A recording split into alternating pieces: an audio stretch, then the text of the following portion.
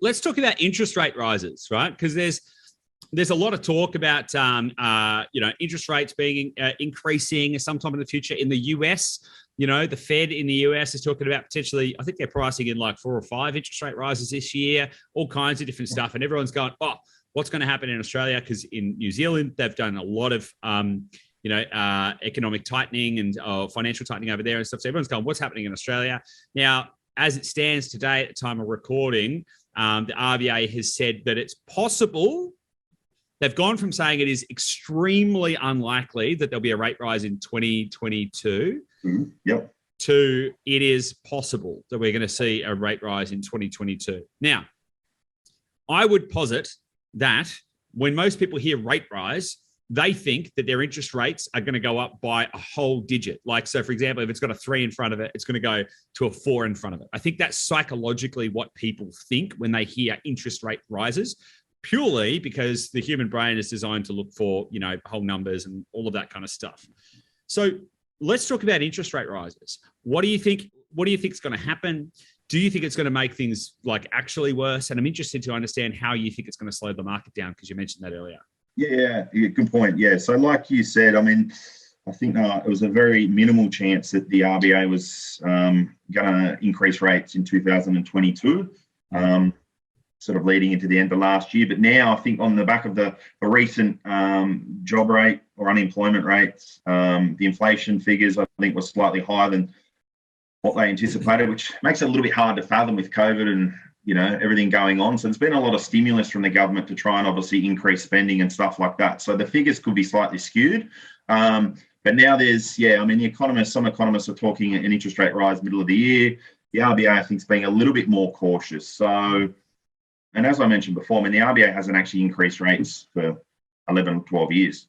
Yeah. 2010. So it's foreign talk and foreign to a lot of investors and owner occupiers out there. So, the RBA met on Tuesday. Obviously, there was no increase in interest rates. I think they're just going to see how it's going to play out for the next few months. Personally, what do I think? I think there will be a rate rise or a rate increase of some capacity, probably in the second half of the year.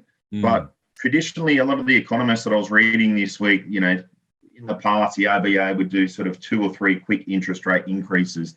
I personally, I'll be interested to hear your view on this, Goose, because I know you study this quite closely. I'm not an economist, by the way, to our viewers out there, but obviously I'm involved in finance. And you're entitled. Everyone's got an opinion, Chris. We've got our fingers on the pulse. Yeah. So I personally think, I think the RBA will increase, 0.25% potentially some point this year, and then I think they will sit. I think the market then will obviously stall. And why I say that is because a lot of people in the Sydney and the Melbourne, even the Brisbane markets now have got mortgages up to their eyeballs. The average median price, I think, is about $1.5 million in Sydney now.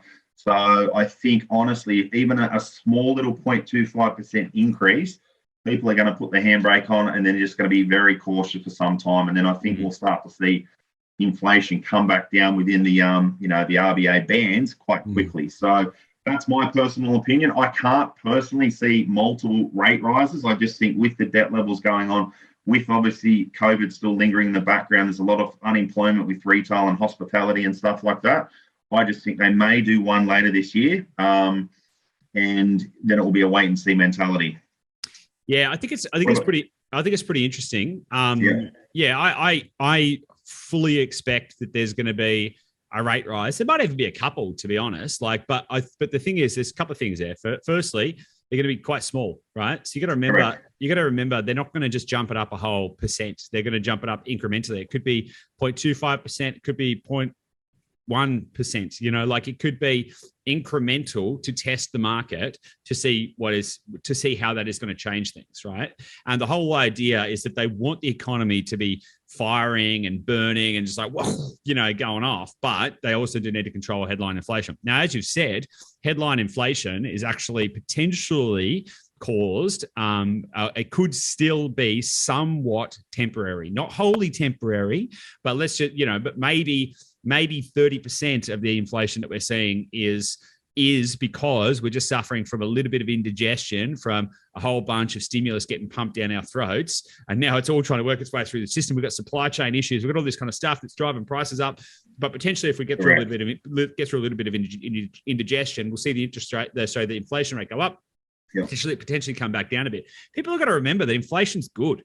Like, we've been under our inflation targets for a very, very, very long time. You know, like, we've been, the goal is to sit between 2 to 3% inflation.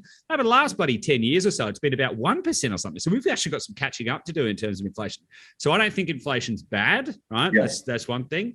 And I think that Philip Lowe is in the same boat. He's seeing that it's potentially just a bit of indigestion. So let's not act too hastily, because we do want to see the economy still grow, and we want to see that kind of stuff going up. So could there be 1, 2, 3? I don't know how many there's going to be, but I do expect that we're going to see some interest rate rise.